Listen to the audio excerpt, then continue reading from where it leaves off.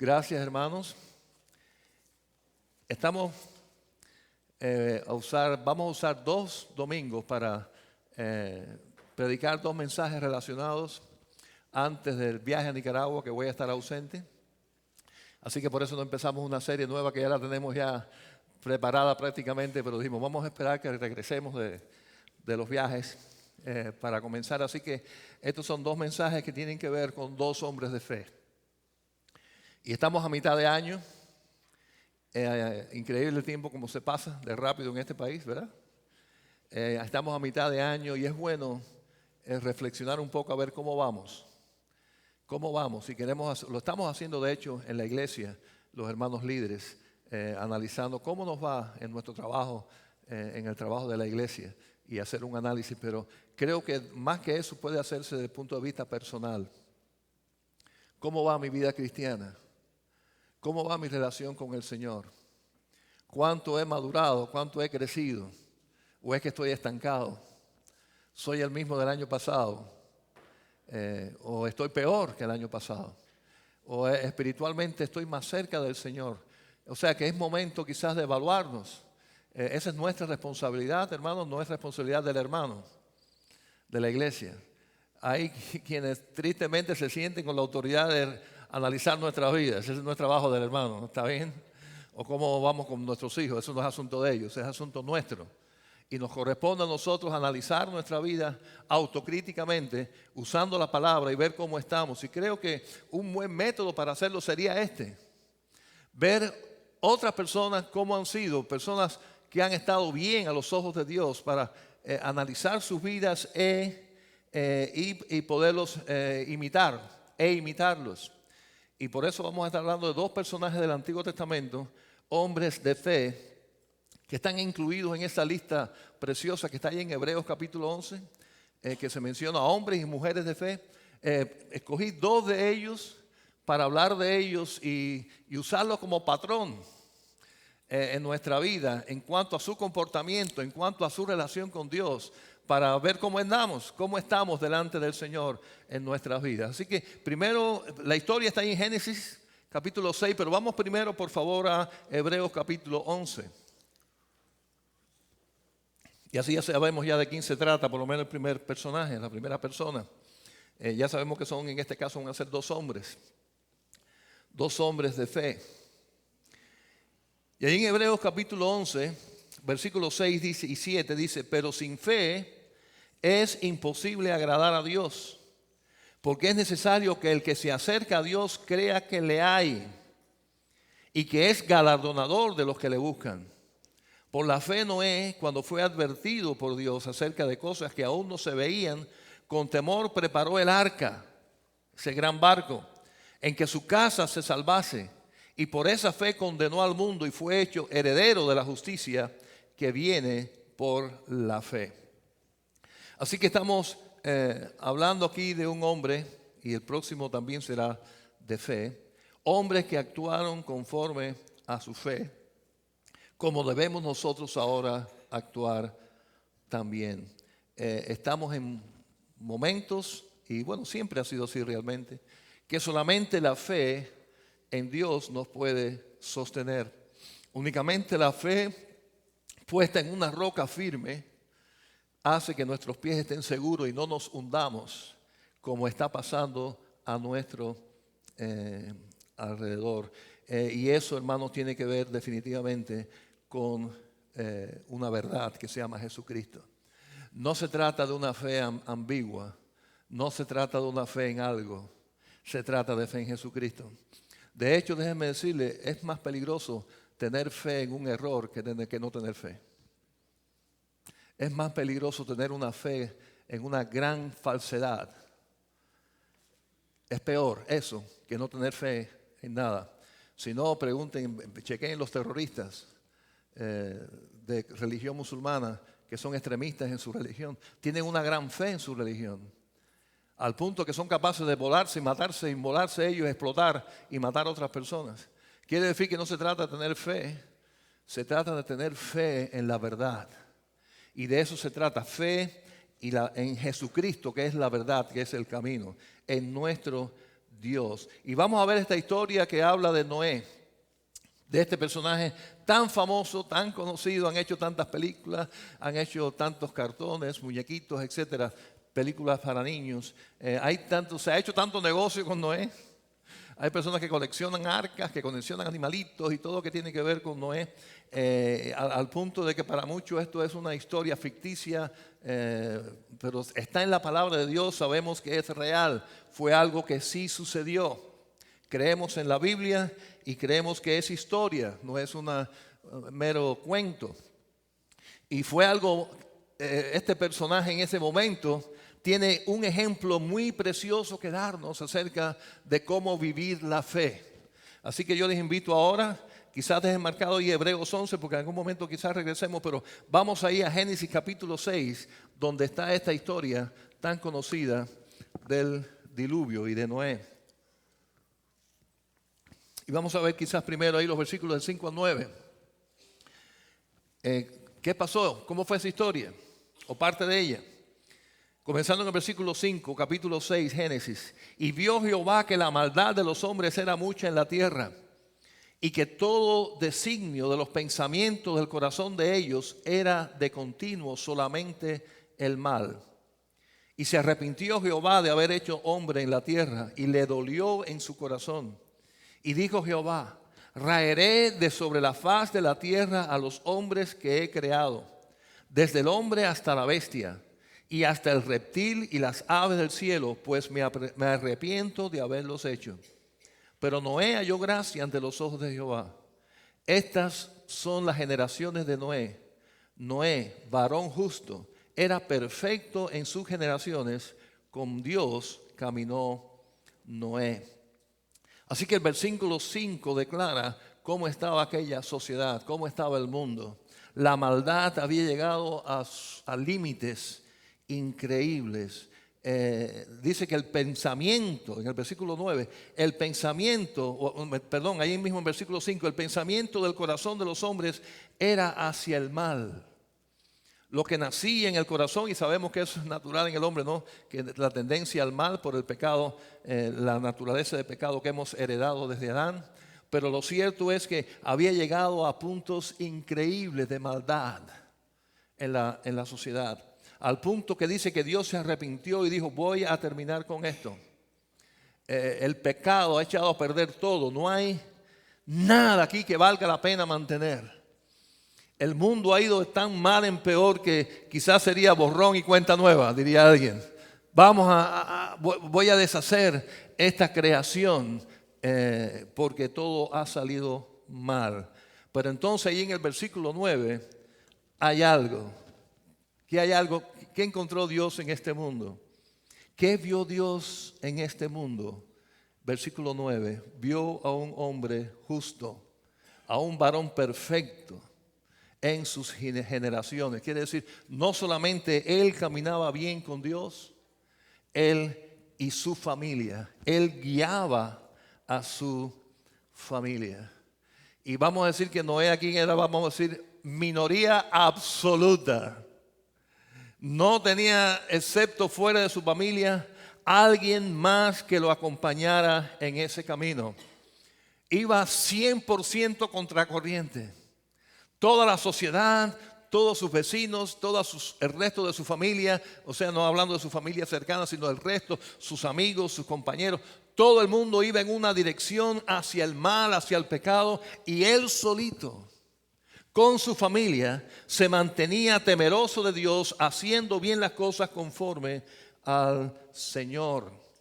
Valores profundos acerca de su creador. Hermanos, esto es Noé, esto fue antes de Abraham, antes de Moisés. Aquí no había nada escrito, la Biblia no estaba escrita. Solamente ese temor de Dios en el corazón que él podía tener. Y la pregunta es, en la situación que está el mundo ahora, que no diría que es igual, pero yo diría que es bastante parecida. Cuando Dios mira al mundo y ve las cosas malas que están ocurriendo en el mundo, ve las injusticias, ve las guerras, ve el corazón de los hombres en una sociedad donde lo que el Señor llama pecado, aquí llaman que está bien hacerlo, en muchos aspectos de la vida. Cuando Dios mira esto en este mundo, puede percibir en sus hijos, en personas, a alguien que va a contracorriente, alguien que no se deja llevar por ese movimiento masivo de la mayoría en una dirección opuesta a Dios. Hay quienes están dispuestos a pagar el precio de ser diferentes, de caminar en dirección contraria.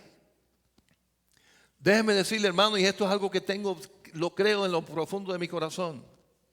Los verdaderos cristianos siempre han sido minoría, incluyendo en países que se llaman cristianos.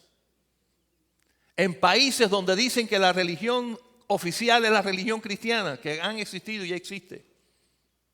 Donde se dice, y en los sellos de correo y en todos lados dicen Dios confiamos, y están los billetes, y en otros lugares donde hay una patrona del país oficial y aparece en todos lados, y se gasta dinero del gobierno en iglesias, etcétera, de alguna particular religión. Donde quiera, los verdaderos cristianos siempre han sido minoría. Solamente aquellos que han tenido el valor de ser distintos y caminar contrario a la corriente. Estaba mirando ahí una ilustración de este gran predicador Moody, y él escribió que se sentía asombrado en la guerra civil de los Estados Unidos, y él estaba en el norte, ¿no? Él era del norte, que habían soldados cristianos allí.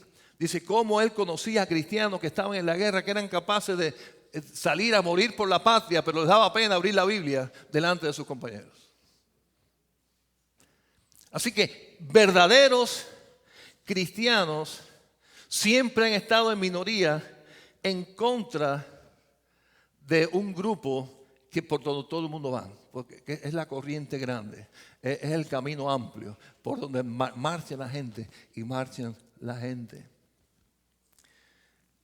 Incluyendo en países que se llaman cristianos, por ejemplo, el verdadero cristiano está en contra de una religión impuesta a la fuerza, donde se obliga a las personas desde que nacen prácticamente a ser de una determinada religión. Leyendo sobre doctrina, ¿saben por qué los protestantes, cuando se separaron de la Iglesia Católica, mantuvieron el bautismo de los bebés? A pesar de que ya en su concepto sabían que la salvación es por fe y que el bautismo es una obediencia. ¿Por qué las iglesias protestantes, excepto los bautistas, que ya veníamos con esas doctrinas anteriormente, por qué siguieron bautizando a los bebés? Porque en los países que se hicieron protestantes como países, querían que todo ciudadano que naciera fuera de su religión. ¿Qué les parece? En Suiza, en Alemania, que eran luteranos o eran etcétera, tenían que mantener eso porque mantenían la misma ideología de que la religión es algo por país, es algo que tiene que ser. Pero siempre hubo verdaderos cristianos que no aceptaban esas creencias o esas doctrinas si no son bíblicas. Hermanos, aquí mismo en los Estados Unidos, llamados cristianos, sobre todo de nuestra denominación, en el sur de Estados Unidos, aceptaban la esclavitud, el racismo. Pero siempre hubo cristianos que no lo aceptaron, a pesar de que su religión sí lo aceptaba. Los verdaderos cristianos siempre han sido minoría que han estado dispuestos a pagar el precio de ser diferentes. Idolatría, supersticiones, materialismo, amor al dinero, una falsa ciencia que todos creen. Yo pasé por eso, hermanos. Te repiten tanto en la escuela el asunto de la evolución, que muchos pasamos por esa crisis de decir, ¿tú sabes qué? Que quizás sí, cuando Dios dijo, no fue en 7 días, sino que entonces hubo evolución, pero porque la mayoría en la escuela, en las universidades, van en una dirección y te empujan y tú quieres ir ahí.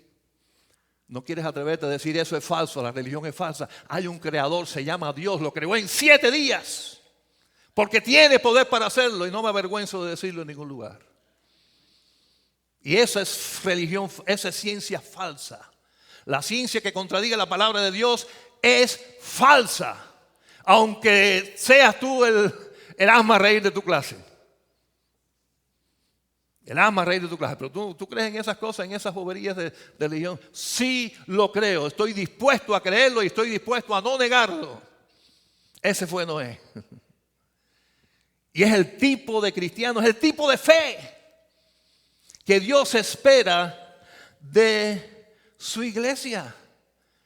Hermanos, lo sabemos por experiencia, es difícil ir en contra de la mayoría. Es difícil ser el distinto. Y mucho menos decirlo públicamente. Pero es así. Es más, en la iglesia hacemos la prueba. Muchas veces, sea sincero, usted no tiene ganas de ponerse en pie, ¿verdad que no? Quizás en la balanza no tiene ganas de ponerse en pie. Pero ¿qué pasa si todo el mundo se para? El único sentado aquí soy yo, de pararme. La presión del grupo es natural. Y cuando hablamos de la sociedad y del mundo, todos en una dirección, claro que cuesta, pero es el precio de la fe. Es el precio de la fe. Es el precio de ser hombres y mujeres como fue Noé. ¿Cómo estaba la sociedad? ¿Qué estaba pasando? ¿Cómo estaba la corriente? Versículos 11 al 13. Ahí en Génesis capítulo 6. Como dice, y se corrompió la tierra delante de Dios, y estaba la tierra llena de violencia. Qué distinto, ¿verdad? A como estamos ahora. Y miró Dios la tierra, y he aquí que estaba corrompida. Qué distinto, ¿no? Estoy hablando con mucha ironía, ¿verdad? Porque toda carne había corrompido su camino sobre la tierra. Dijo pues Dios a Noé, he decidido el fin de todo ser, porque la tierra está llena de violencia a causa de ellos, y aquí yo los destruiré con la tierra. Así que el corazón de la gente, de la sociedad, todo estaba en contra de la voluntad de Dios, excepto aquel increíble hombre de fe, que estaba dispuesto a pagar el precio de ser diferente. Claro, Dios sabe el corazón de la gente, ¿verdad? Pero Dios, cuando viró al mundo y sabía el corazón de todo el mundo, podía ver el corazón de Noé. Pero yo estoy seguro que no solamente fue Dios quien se dio cuenta que era distinto. Yo estoy seguro que todo el mundo sabía que no era distinto. Porque no caminaba junto con ellos, no participaba junto con ellos de un estilo de vida en contra de la voluntad de Dios. Le oí a un predicador esta ilustración, no se da acuerdo a quién, pero quizás lo oí más de una vez. Pero decía, si se te lleva acusado de cristiano, cualquiera de nosotros, nos llevan acusados de cristiano ante un juez, el fiscal tendrá prueba suficiente para condenarnos.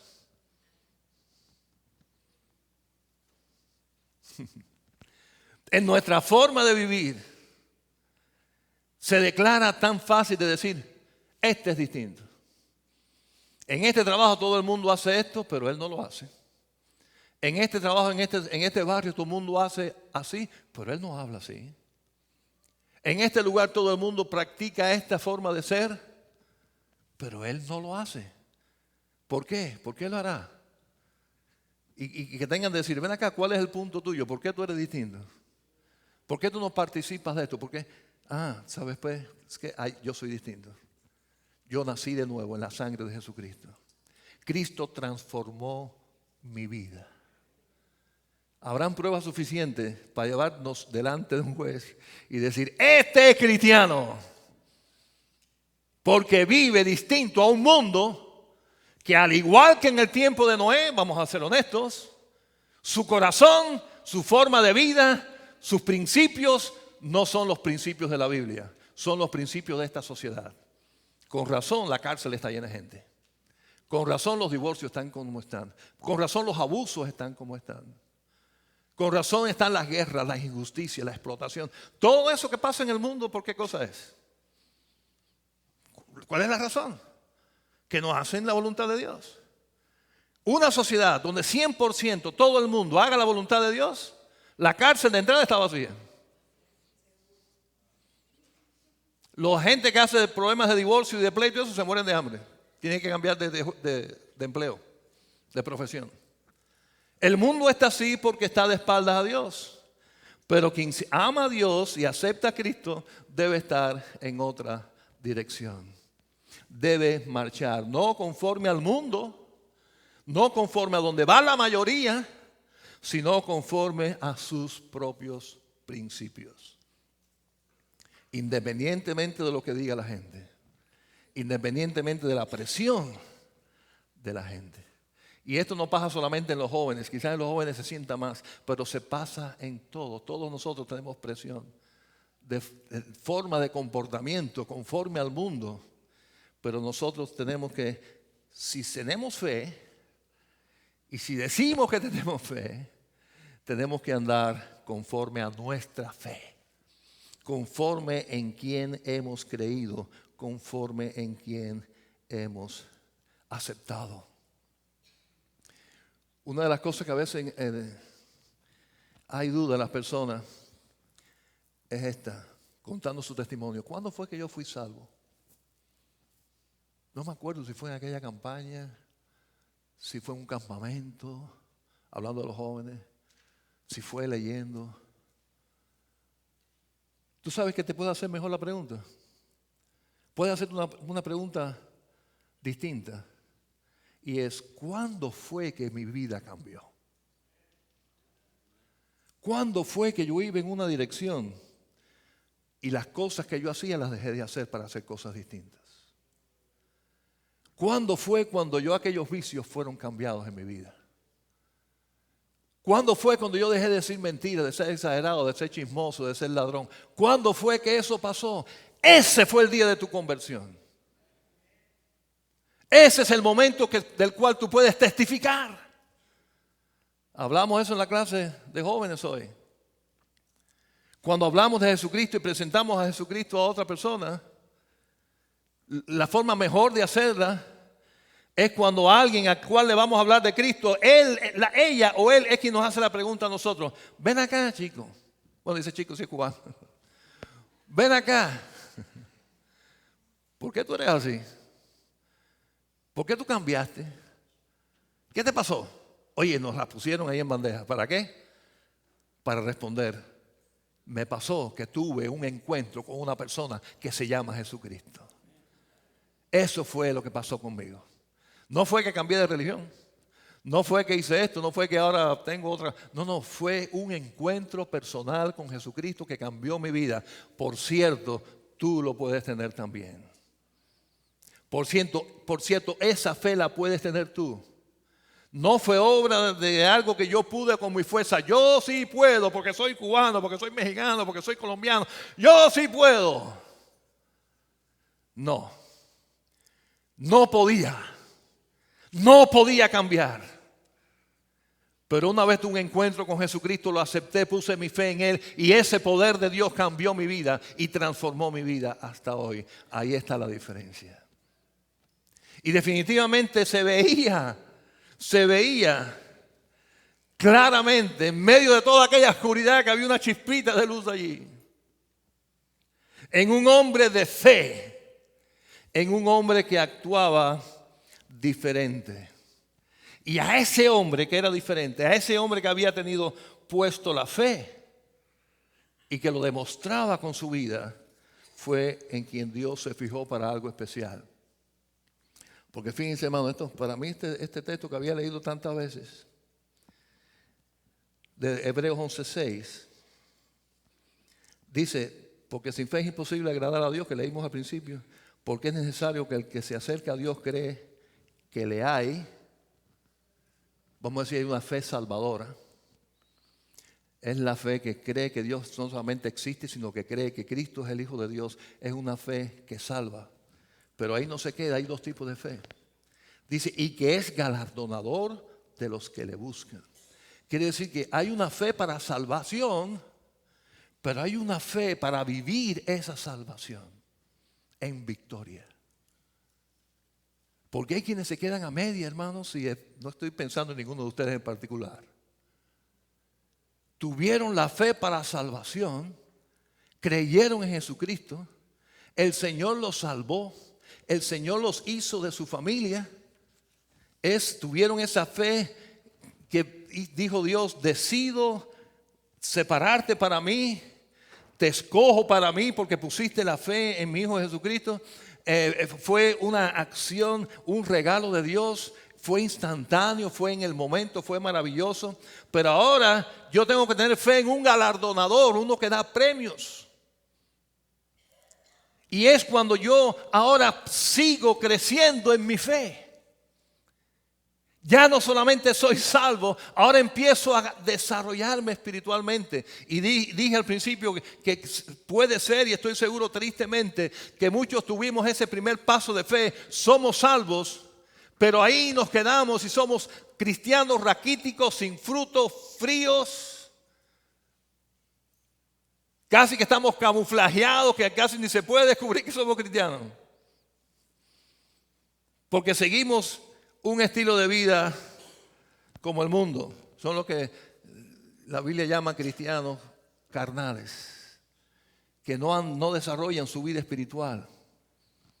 Han sido salvos, vamos a decir, por los pelitos ahí, como por fuego. Pero Noé no era de esos.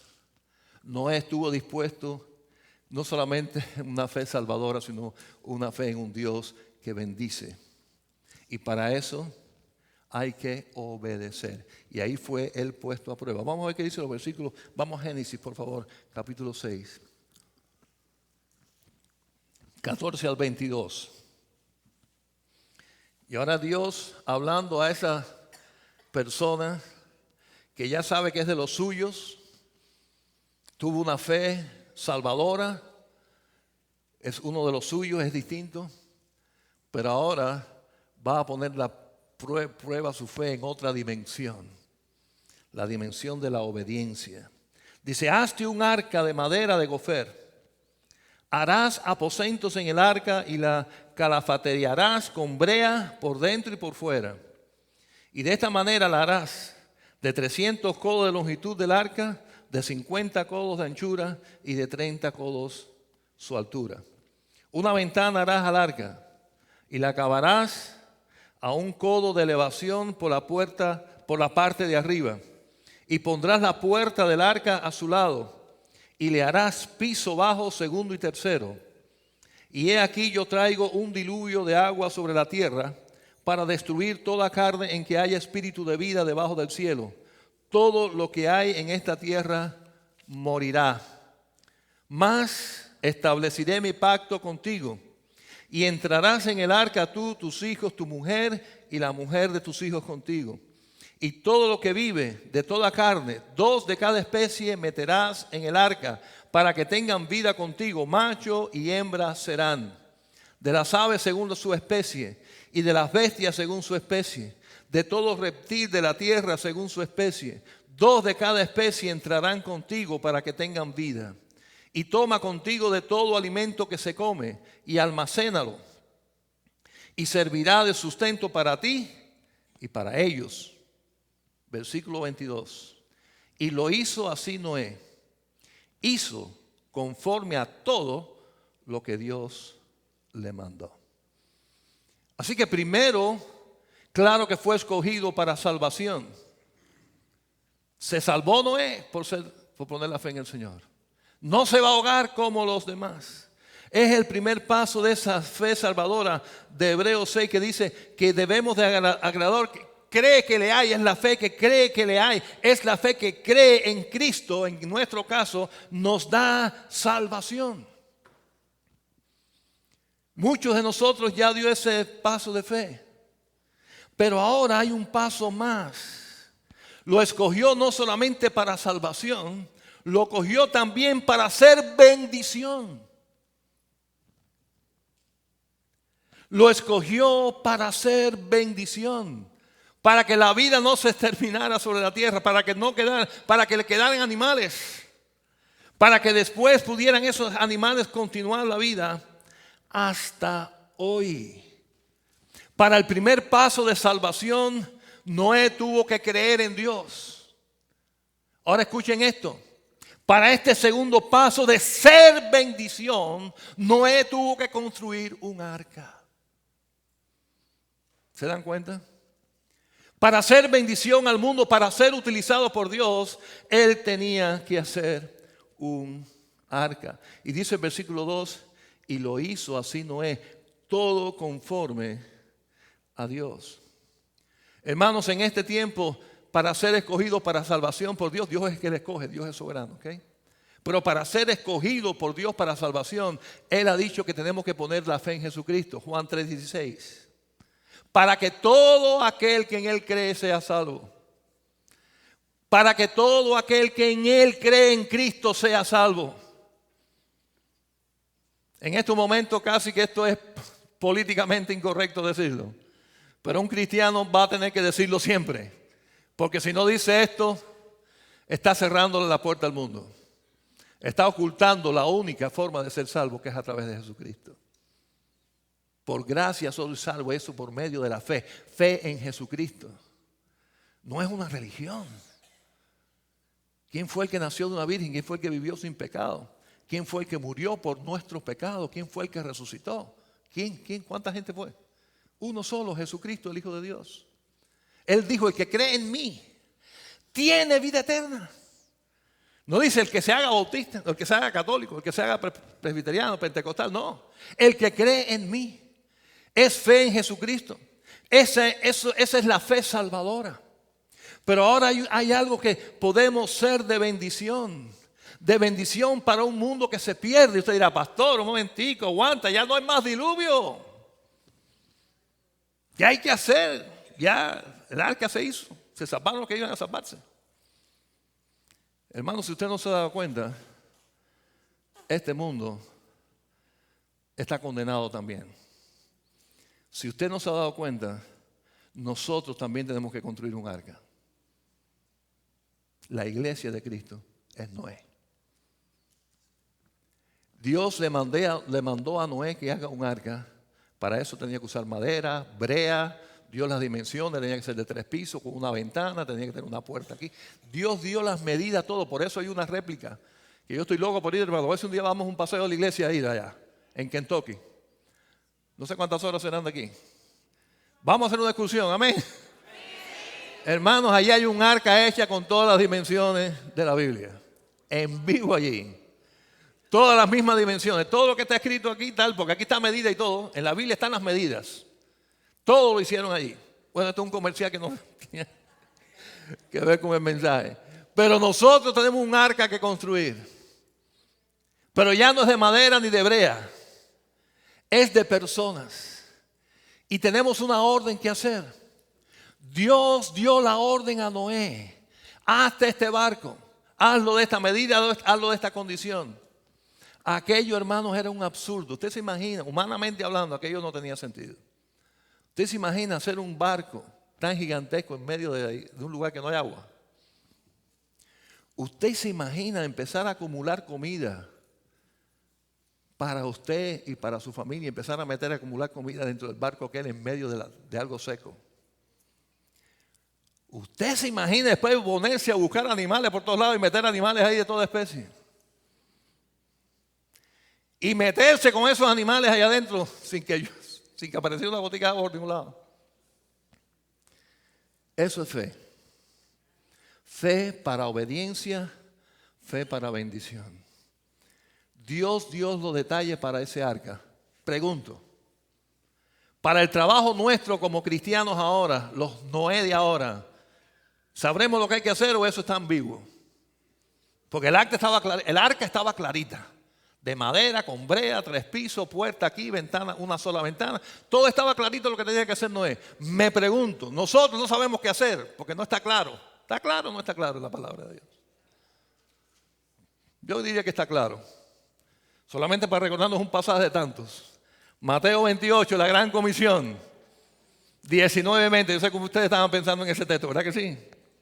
Por tanto, id y haced discípulos a todas las naciones, bautizándoles en el nombre del Padre y del Hijo y del Espíritu Santo, enseñándoles que guarden todas las cosas que os he mandado. Y he aquí yo estoy con vosotros todos los días hasta el fin del mundo.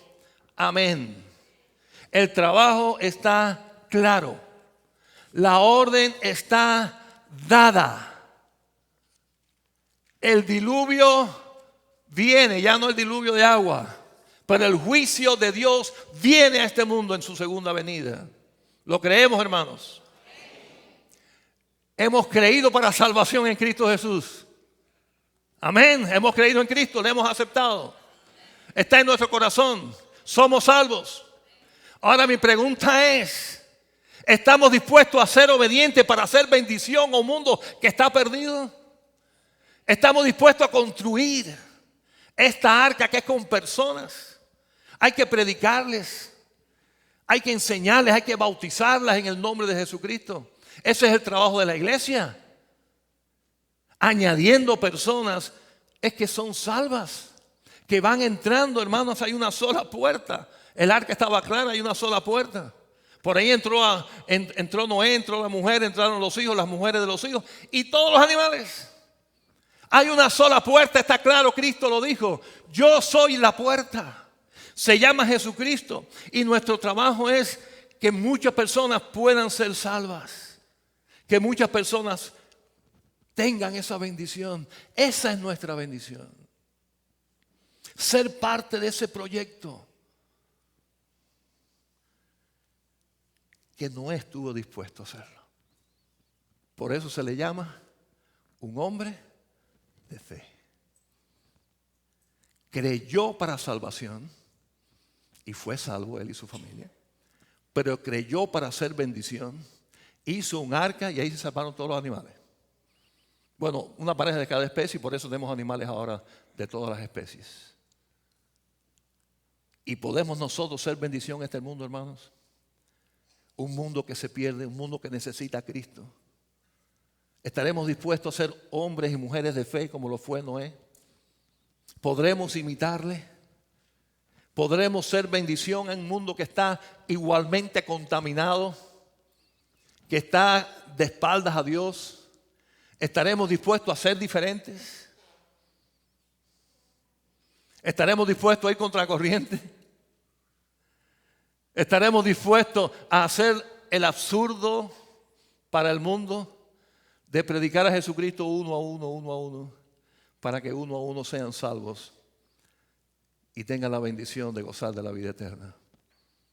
Esa fue la función de Noé, la que Dios le dio y la que él cumplió.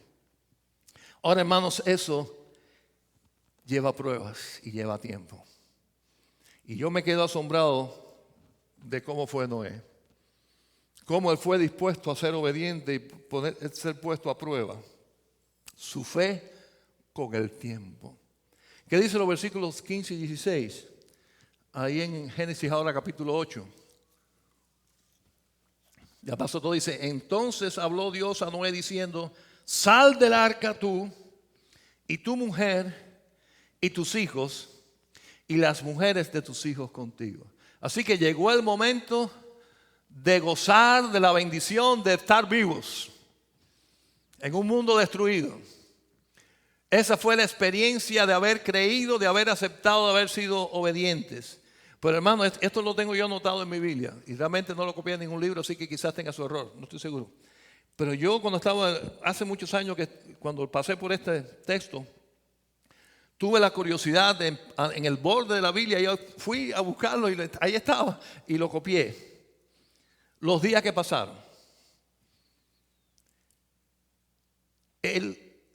Noé, con todos los animales, con toda su familia y con toda su familia, entró en el arca y no cayó la primera gota hasta que pasara una semana. Una semana cerrado ahí adentro con todos aquellos animales sin que cayera una gota de agua. Y yo me imagino a la gente, se quemó, se volvió loco. Tú sabes lo que es meterse en un barco en medio de un lugar que no hay agua, con todos esos animales ahí adentro, la peste que tiene que haber adentro, con una sola ventanita. Y todo el mundo mirando para el cielo y no ha pasado nada. ¿Y qué pasa una semana entera? La Biblia no lo dice, pero yo sospecho que alguno la fe le fala: oye, Noé, vamos a abrir aquí, oye, porque no llueve, mijo. ¿Tú estás seguro que Dios dijo que esto se iba a acabar? Una semana, 7 días. A los 7 días empezó a llover. No paró de llover por 40 días, sin escampar. Y la Biblia enseña, y hay muchas pruebas científicas de cómo esto ocurrió. Cuando dice que se abrieron el cielo, no vamos a entrar en eso ahora, pero hay muchas evidencias científicas de cómo eso ocurrió físicamente. Que eso es verdad, físicamente ocurrió. ¿Y por qué duró 40 días? Porque hasta que la última montaña no quedaba bajo el agua, no paró de llover. Se abrieron, dice, las ventanas del cielo. Y repito, hay una explicación científica para eso que yo ni estoy preparado ni se la voy a dar ahora. Pero por 40 días, ¿ya van cuántos? 47. A los 40 días paró de llover. ¿Sabe cuánto tiempo duró para que aparecieran las primeras montañas y pudiera el agua que bajar? Dice la Biblia que fueron 150 días. 7, 47, vayan sumando ahí 150 días ahora. Desde que le pasaron los 150 días, vio la primera ventana a ver qué pasaba. Y desde que abrió la primera ventana, que lanzó primero un cuervo, después una paloma, pasaron 40 días. Ya perdieron la cuenta. Envió un cuervo y una paloma, que los dos regresaron porque no encontraron una matica donde posarse. Y pasó una semana más, 7 días más. Al fin, una paloma que envió regresó con una hojita de laurel en la boca. Quiere decir que no dijo, bueno, hay una mata por ahí porque esta trajo laurel. Y al fin salieron del arca 7 días después que la palomita se apareció con la hojita de laurel. ¿Sacaron la cuenta? No, cuando usted me hizo trampa y andaba con la calculadora ahí. O que tenga una buena mente y estuviera sumando, porque hay gente que juega dominó y eso, que tiene la cifra muy grande para sacar los números. 251 días. Desde que entró sin que lloviera a que pudieron salir del arca, según mi cuenta, que yo los copié directamente de la Biblia. Tiempo. Hermanos, nuestra fe se prueba también con tiempo. Es ser insistente y mantenerse en su fe. No se resquebrajó su fe por todo el tiempo, semanas y semanas y semanas y meses metidos allá adentro. Todo estaba bajo el poder de Dios, bajo la mano de Dios, y había un hombre de fe. Y nosotros tenemos que estar dispuestos también a sufrir eso. Porque muchas veces Dios no aguanto más, Dios esto no quiero lo aguanto, yo no soporto más. Y el Señor dijo, no he terminado contigo, mi hijo. Estaba leyendo esta ilustración, la leí de un librito de estos de ilustraciones, que dice que alguien fue a ver a este tremendo escultor y pintor, Miguel Ángel, ¿no? Que ha hecho obras maestras, maravillosas. Y este amigo iba a verlo a él trabajando y miraba, y fue a ver la otra semana y miraba. ¿Tú hiciste algo aquí? Sí, hiciste este detalle. O sea, tú esta semana, tú tuviste para ese pedacito. Sí. Y iba la otra semana. Oye, yo veo esto igual, tú hiciste algo. Mira, tú ves la sombra esta aquí. Y Miguel Ángel le dijo, mira, las obras maestras se logran únicamente detalle en detalle, paso a paso. Si Dios quiere preparar una obra maestra contigo, Él se va a tomar su tiempo. El tiempo de Él prueba nuestra fe. Hermanos, y todo eso es parte de la vida. Sabemos que lleva tiempo, un proceso. Los que quieren bajar de peso lleva tiempo de un día para otro. Dígame por experiencia. Los que quieren estudiar, los que quieren tener un título, todo eso es un proceso. ¿Cómo vamos a creer que nuestra fe, que nuestra vida cristiana es tipo microwave? Te pone ahí el Señor 10 minutos y ya saliste cristiano nuevo. El Señor te está probando, el Señor te quiere usar, el Señor tiene un plan para ti maravilloso como tuvo con este hombre. Y este hombre tuvo no solamente que ser distinto, tuvo que poner la fe en Cristo y su fe fue probada con tiempo. Con el tiempo. Estuvo dispuesto a ser diferente. Estuvo dispuesto a ser obediente. Pero estuvo dispuesto también a esperar en Dios. Para al fin, hermanos, el momento glorioso y precioso que salió de aquel barco. Me imagino la peste que tenía que haber vivido ahí adentro y todo aquello que Dios había hecho para ellos. Encontrarse que estaba vivo. Él, su esposa, sus hijos, las esposas de sus hijos, su familia. Qué bendición. Y qué lindo, hermanos, esta historia. como dice Génesis y los versículos 11 al 13, ahora en el capítulo 9. Génesis 9, 11 al 13. Fíjense lo que dice. Dios hablando con Noé. Estableceré mi pacto con vosotros y no exterminaré ya más toda carne con agua de diluvio, ni habrá más diluvio para destruir la tierra.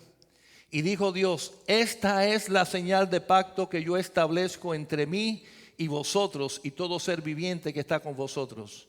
Por siglos perpetuos, mi arco he puesto en las nubes, el cual será por señal del pacto entre mí y la tierra.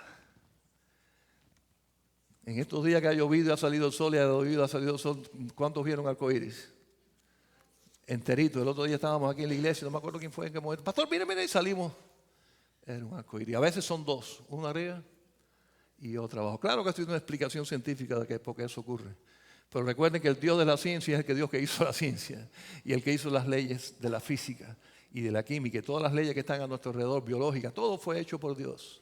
Así que ¿quién no sabe cómo se hace un arcoíris si no es quien lo hizo? Y ahí hay una promesa preciosa que Noé, su descendencia hasta hoy hemos estado disfrutando mirando ese pacto. Un pacto con el Dios creador. Déjenme decirle esto, hermano. El pacto que un hijo de Dios tiene con el Señor en estos tiempos, nosotros los hijos de Dios, es maravilloso. Y yo les animo que cada vez que vean un arcoíris, no se acuerden solamente de Noé y del pacto que tuvo Dios con Noé y con nosotros de no destruir más la tierra por agua. Recordemos el pacto que Dios ha hecho con nosotros. Es un pacto maravilloso para aquellos que han puesto su fe en Jesucristo. Es un pacto eterno. Es un pacto de salvación, de vida eterna. Es un pacto de vivir y estar con el Señor en cielo nuevo y tierra nueva para siempre. Es un pacto precioso que nos mantiene en esperanza. El mundo puede estar de cabeza. El mundo puede estar, de hecho está condenado. El mundo va de mal en peor. No esperemos mejorías, hermanos, en este mundo. Pero los hijos de Dios podemos estar seguros y confiados en un pacto, palabra de Dios. Pero en este caso, hermanos, no es solamente por un arcoíris, es sellado por la sangre preciosa de Jesucristo, nuestro Señor. Y quiero terminar para recordarles nada más parte de este pacto, que el mundo no tiene. Y que quisiéramos que todos tuvieran. Hermanos, la puerta del arca estuvo abierta hasta que se cerró, ¿verdad? Mientras estuvo abierta había chance. Pero entraron nada más que los que tuvieron fe, los que creyeron. La puerta a Jesucristo está abierta para cualquier persona. Al Señor no le importa qué malo tú hayas sido o qué bueno tú hayas sido. Todos tenemos que entrar por esa puerta. Seas bueno, entre comillas, o seas bien malo, entre comillas también. Todos tenemos la misma oportunidad, se llama Jesucristo. Pero cuando entramos por esa puerta y confiamos y obedecemos y somos salvos y somos de bendición, hay un pacto. Hay un pacto que nos llena de esperanza y de paz y de confianza en medio de cualquier circunstancia, hermanos. Vamos a ver Romanos 8, 35 al 39. Quizás uno de mis textos preferidos, estoy seguro que es preferido de muchos de ustedes también. ¿Quién nos separará del amor de Cristo? ¿Quién nos separará del amor de Cristo? ¿Tribulación? ¿O angustia? ¿O persecución? ¿O hambre? ¿O desnudez? ¿O peligro? ¿O espada? Como está escrito. Por causa de ti somos muertos todo el tiempo, somos contados como ovejas de matadero. Antes, en todas estas cosas, somos más que vencedores por medio de aquel que nos amó. Versículo 38. Por lo cual estoy seguro, escuchen, que ni la muerte, ni la vida, ni ángeles, ni principados, ni potestades, ni lo alto, ni lo porvenir, ni lo alto, ni lo profundo, ni ninguna otra cosa creada nos podrá separar del amor de Dios que es en Cristo Jesús, Señor nuestro. Hay un pacto aquí cerrado. Hermanos, ni potestades, ni el diablo mismo puede arrebatar a uno de sus hijos de Dios de sus manos. Estamos seguros en sus manos, estamos salvos en sus manos, estamos sellados por el Espíritu Santo en las manos del Señor. Esas son promesas, eso es un pacto precioso que los hijos de Dios disfrutamos. Vale la pena poner la fe en el Señor.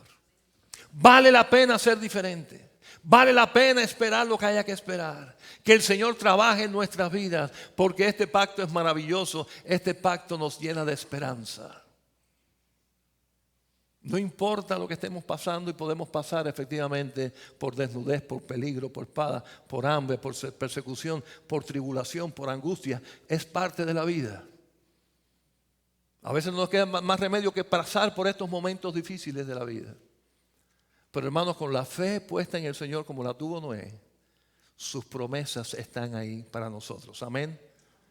Oremos, hermanos. Padre Santo, gracias por tu palabra. Gracias por hombres y mujeres que están en la Biblia, que nos enseñan cuál es la fe que debemos de vivir. ¿Cómo es la fe que debemos de vivir? Gracias por Noé. Gracias porque Él te creyó. Gracias a Él todavía estamos en este mundo, porque todos somos descendientes de Él. Y gracias porque tenemos los animales y las plantas y todo lo que hay a nuestro alrededor vivo y precioso. Gracias a ti y porque usaste a un hombre de fe. Ahora yo te suplico, Señor, que cada uno de los que estamos aquí escuchando tu palabra podamos decidir también bien. Estar dispuestos a ser diferentes en un mundo como el que vivimos. Estar dispuestos a obedecerte. Ponerte en prioridad en nuestra vida en obediencia a ti. Para poder, Señor, disfrutar de tus promesas. No importa que tengamos que esperar y ser puestos a prueba. Igual que Noé, Señor, queremos hacerlo en victoria. Porque queremos disfrutar de ese pacto seguro. Y al igual que el arco iris, tenemos estas promesas en nuestras vidas y confiamos en ellas. Y estamos seguros en ellas. Gracias, Señor. Ayúdanos, Padre. Padre, solos no podemos para tener esa fe. Fe que salva primero, pero también fe que bendice después. Nos ponemos en tus manos en Cristo Jesús. Amén y amén.